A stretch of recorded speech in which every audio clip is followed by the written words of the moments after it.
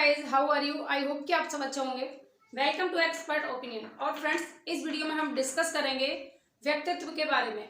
जैसे कि आप लोगों का कमेंट था कि व्यक्तित्व पर डिस्कशन किया जाए, तो मैं आपके लिए ये वीडियो लेकर आई हूँ। तो इसमें हम डिस्कस करेंगे कि व्यक्तित्व में आपको क्या क्या चीज़ें पढ़नी हैं।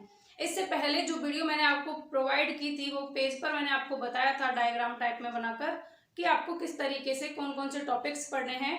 ठीक, तो मैंने वो डायग्राम यहाँ पर भी बनाया था, बोर्ड पर भी, बट मैं आपको बता चुकी हूँ उस वीडियो में भी रीजन की किसी रीजन की वजह से या जो भी है मिक प्रॉब्लम हो सकती है, तो वॉइस उसमें कैच नहीं हो पाई थी मेरी, तो इस वजह से मैं आपको वो प्रोवाइड नहीं करा सकती। इसके अलावा मैं आपको दिखा सकती हूँ उस डायग्राम को, तो आप लोग यहाँ पर भी देख सकते हैं कि वो किस तरीके से मैंने आपके साथ में शेयर किया था। और आप लोगों ने अगर उसको नहीं देखा है तो आप इसे देख सकते हैं।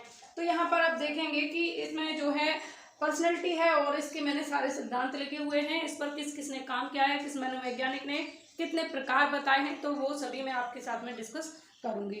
तो चलिए फिर इस वीडियो को हम स्टार्ट कर लेते हैं। और इसमें हम बात करेंगे शरीर रचना के आधार पर व्यक्तित्व के प्रकार।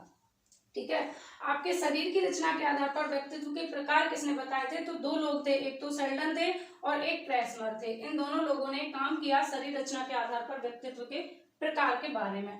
तो ये बहुत इंपॉर्टेंट है और एग्जाम में बार बार पूछा जाता है, इस वजह से आपको इसके बारे में जानना जरूरी है। तो जो सेल्डन है इन्होंने व्यक्तित्व के 3 प्रकार दिए। कौन कौन से? एंडोमॉर्फिक, मीजोमॉर्फिक और एक्टोमॉर्फिक। इनको अगर आप इंग्लिश में ही याद रखते हैं तो बेटर रहेगा, क्योंकि हिंदी में कई बार आपको कंफ्यूज करने के लिए नाम चेंज हो जाते हैं। अगर चेंज नहीं होते तो आप ध्यान रखेंगे एंडोमॉर्फिक मतलब गोलाकार, मीजोमॉर्फिक मतलब आयताकार और एक्टोमॉर्फिक मतलब लंबाकार। 3 प्रकार बताए। कौन कौन से 3 प्रकार हैं? गोलाकार, आयताकार और गोलाकार, आयताकार और लंबाकार। यानी कि एंडोमॉर्फिक, मीजोमॉर्फिक और एक्टोमॉर्फिक किसने दिए? सेल्डन ने दिए। 3 प्रकार किसने बताया? सेल्डन ने। जो ये एंडोमॉर्फिक लोग होते हैं, ये कैसे होते हैं? भावुक होते हैं, आराम प्रिय होते हैं, शांत स्वभाव के होते हैं, शर्मीले होते हैं। तो आपसे पूछा जाए शांत स्वभाव के, शर्मीले, भावुक, आराम प्रिय जो व्यक्ति होंगे वो सेल्डन के अनुसार किस प्रकार के व्यक्तित्व के अंतर्गत आएंगे? तो गोलाकार के अंतर्गत आएंगे। ये आपको ध्यान रखना है। ठीक है, किसमें आएंगे? गोलाकार के अंदर आएंगे। और फ्रेंड्स, जो नेक्स्ट है आपका आयताकार, इसमें हष्टपुष्ट होंगे।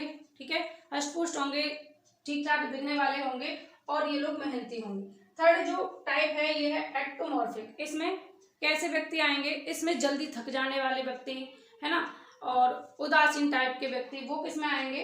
लंबाकार यानी एक्टोमॉर्फिक। आपसे पूछा ये जाएगा, क्वेश्चन कैसे बनेगा कि सेल्डन के अनुसार निम्न में से कौन सा व्यक्तित्व का प्रकार नहीं है। आपको एंडोमॉर्फिक दिया होगा, मीजोमॉर्फिक दिया होगा, एक्टोमॉर्फिक दिया होगा और एक आपको दे दिया जाएगा एथलेटिक या फिर एस्थेनिक। इनमें से एक दे दिया जाएगा।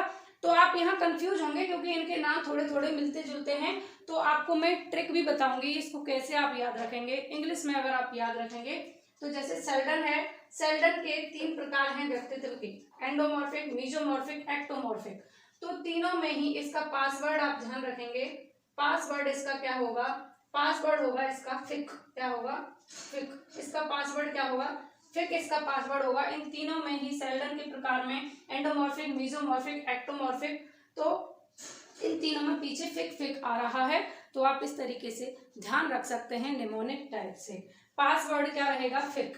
नेक्स्ट है क्रेसमर। क्रेसमर ने मेनली 3 प्रकार दिए और एक और है डिस्प्लास्टिक, जो कई बार पूछा भी जाता है और नहीं भी अगर पूछा जाए तो आपको ऑप्शन में अगर 4 दिया हो तो आप 4 कर देना, अगर 4 नहीं हो, 3 हो तो 3 भी सही होगा, क्योंकि मेन तो 3 ही हैं। क्रेसमर के प्रकार कौन कौन से हैं व्यक्तित्व के? Picnic, asthenic, athletic. तो क्रेसमर ने कितने प्रकार बताए? 4 प्रकार बताए। कौन कौन से? पिकनिक, एस्थेनिक, एथलेटिक और डिस्प्लास्टिक। तो देखिए, जो पिकनिक है इसको क्रसकाय कहते हैं हिंदी में, जो एस्थेनिक है इसको पुष्टकाय कहते हैं हिंदी में, एथलेटिक है इसको स्थूलकाय कहते हैं हिंदी में, और ये लास्ट जो जोड़ा गया ये है डिस्प्लास्टिक। तो ये इस तरीके से आपसे पूछना है, तो इसके लिए आप कैसे याद रखेंगे ये भी आपको कंफ्यूज करेंगे। इनमें भी कुछ पीछे निक फिक करके, इधर निक करके, इधर टिक करके, तो कैसे याद रखेंगे? तो आपको क्लियरली ये ध्यान रखना है कि सेल्डन के में हमेशा फिक आएगा, सेल्डन के में हमेशा फिक आएगा, ये आपको ध्यान रखना है। और क्रेसमर के में क्या आएगा, दो में ऊपर वाले जो दो हैं इनमें निक आएगा, यानी ऐसे ध्यान रखना है। पासवर्ड क्या है,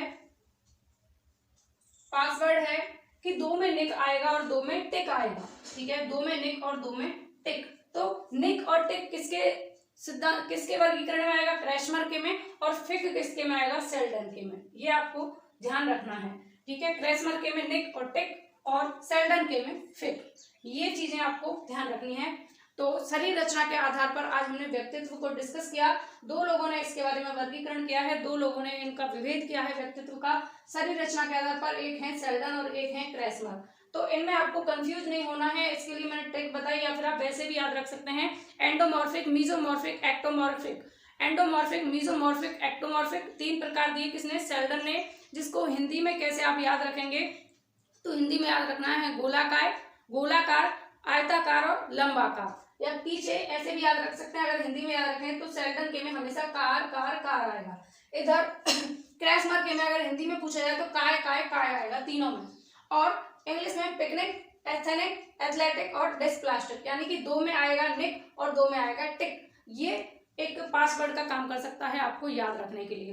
तो गाइज आज की इस वीडियो में हम शरीर रचना के आधार पर ही डिस्कस करेंगे। इससे नेक्स्ट वीडियो में मैं आपके साथ में डिस्कस करने वाली हूँ, या तो हम फ्राइड को डिस्कस कर लेंगे या मास्लो को।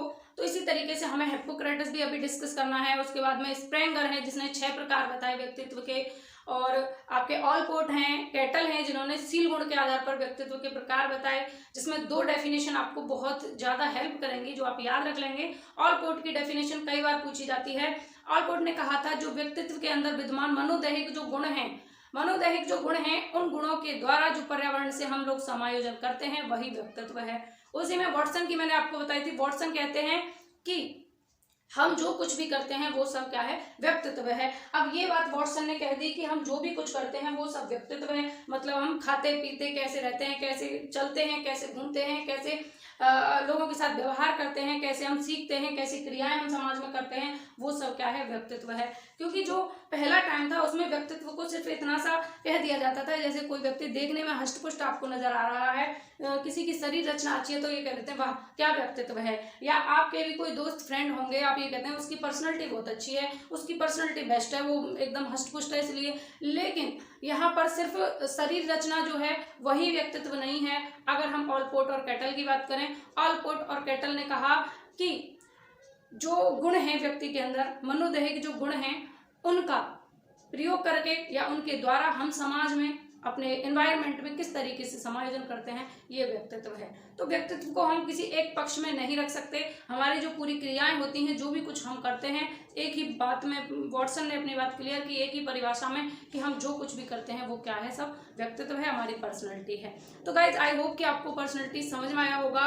और पर्सनैलिटी जो है ये शब्द इंग्लिश का है, जिसका जो पर्सोना शब्द से इसकी उत्पत्ति हुई है। पर्सोना का अर्थ है मुखौटा या मास्क। जैसे आपने देखा होगा कहीं रामलीला वगैरह होती हैं तो वहां पर कोई जैसे किसी को रावण का रोल करना है तो मास्क लगा लेते हैं रावण का, तो वो रावण का रोल करते हैं, तो उसकी पर्सनैलिटी कैसी हो गई, रावण जैसी। तो ये सामान्य अर्थ में इस पर्सोना शब्द का अर्थ होता है सामान्य प्रयोग में मुखौटा। तो फ्रेंड्स इतनी बात, क्योंकि आपसे पूछा जा सकता है कि जो पर्सनैलिटी शब्द है वो किस शब्द से निकल के आया, तो पर्सोना शब्द से निकल के आया, ये आपको ध्यान रखना है, इसलिए मैंने आपको बता दिया। तो फ्रेंड्स इस वीडियो में बस इतना ही, मिलेंगे नेक्स्ट वीडियो में और अच्छे से डिस्कस करेंगे बेहतर तरीके से। और आपको ये वीडियो कैसी लगी, चीज़ें समझ में आई, ये अगर आपको समझ में आया हो तो मुझे कमेंट करके बताना। और इसके अलावा इससे रिलेटेड कोई भी क्वेश्चन, कोई भी क्वेरी हो तो मुझे कमेंट करके ज़रूर बताएं। इस वीडियो में बस इतना ही।